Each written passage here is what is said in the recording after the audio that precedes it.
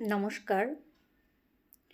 দিকে দিকে নারীদের ওপর যে বিভিন্ন অত্যাচার অবিচার চলছে তারই প্রতিবাদ হিসেবে আমি একটি কবিতা লিখেছি। কবিতাটির নাম মর্যাদা।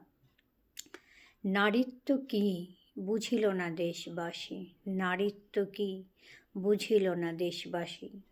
যদি বুঝিত করিত না হেন কাজ, বানতলা বিরাটি উন্নাও হাতরস আরজিকরের মতো। যে দেশ পারে না দিতে নারীদের মান, সে দেশ হবে কি উন্নত।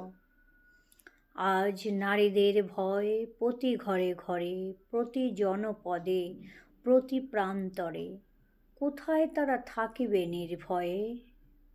ভারতের কথা যুদ্ধ নয় শান্তি চাই, ভারতের কথা হিন্দু মুসলিম ভাই ভাই, ভারতের কথা নারী পুরুষের সমান মর্যাদা। কিন্তু সবই কি থেকে যায় বক্তৃতা পুঁথিতে, শুধুই কথায়। রক্ষা করিতে ভারতের পবিত্র ঐতিহ্য, এসো পুরুষ নারী এক হয়ে কাজ করি।